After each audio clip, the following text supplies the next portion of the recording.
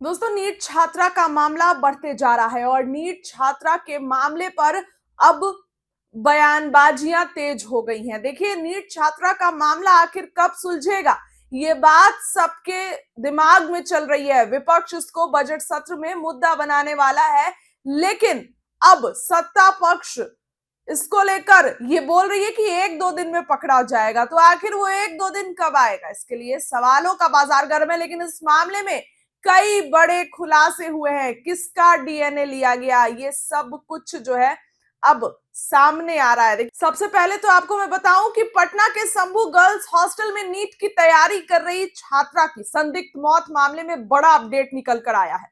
Forensic report में छात्रा की बॉडी में सीमेन मिलने की पुष्टि हुई थी, आप सभी को पता है, जिसके बाद रेप की आशंका बढ़ गई थी। एफएसएल की रिपोर्ट में भी आया।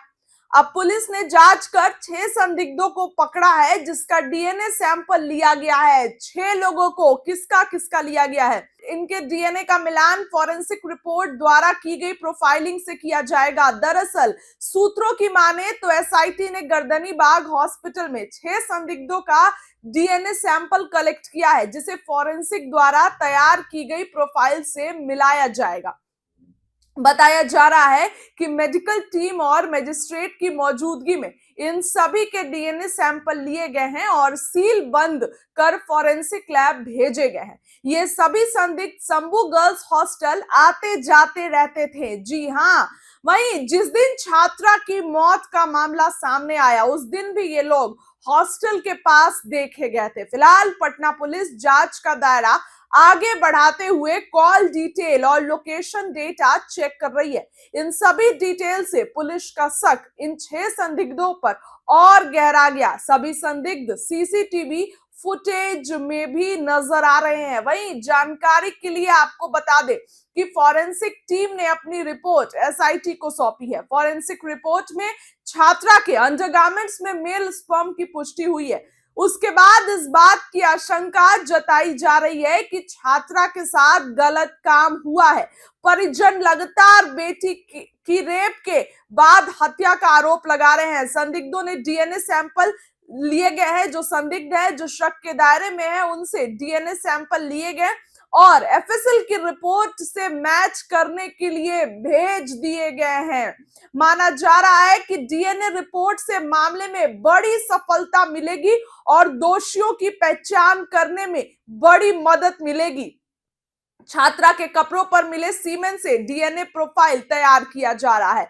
अब आप देखिए, 6 लोगों का डीएनए सैंपल ले लिया गया है। अब ऐसे में कई और बड़े खुलासे हो सकते हैं, क्योंकि जाहिर सी बात है कि अब डीएनए मैच होगा तो इस मामले में बड़ी सफलता मिल सकती है। लेकिन इसमें अगर भद पिट रही है तो पुलिस पर यह सवाल उठ रहे हैं कि आखिर पुलिस ने बिना जांच पड़ताल के पहले ही कैसे ये कह दिया कि नींद की गोली खाकर लड़की की मौत हुई। पुलिस ने आखिर ये बात कैसे कह दिया कि नींद 5 पत्ती नींद की गोली। ये बयान से पुलिस अभी भी घेरे में है कि आखिर बिहार पुलिस किसको बचा रही थी। हालांकि सम्राट चौधरी ने एसआईटी का गठन कर दिया और लगातार इस बात का निरीक्षण कर रहे हैं। लेकिन दोस्तों, अब बात बढ़ता जा रहा है, विवाद बढ़ता जा रहा है। वैसे में ये देखने वाली तो बात होगी कि इस पूरे मामले को लेकर क्या कुछ अपडेट निकल कर आता है, क्योंकि अब जिस तरीके से 6 लोगों के डीएनए सैंपल लिए गए हैं, तो अब उन 6 लोगों का डीएनए सैंपल जो है वो मैच होगा और उसके बाद जो भी सामने आएगा, तो यानी कि इस मामले में बड़ी सफलता मिल सकती है, क्योंकि ऊपर से प्रेशर इस मामले को जल्द से जल्द सुलझाने का। वहीं पप्पू यादव ने भी कई बड़े खुलासे कर दिए हैं। दोस्तों, पप्पू यादव ने भी कई और बात कह दी है। तो ऐसे में जहां उन्होंने एक तरफ हेल्पलाइन नंबर जारी किया, लड़कियों के फोन आ रहे हैं, तो वहीं अब देखने वाली बात होगी कि इस पूरे मामले पर क्या कुछ होता है।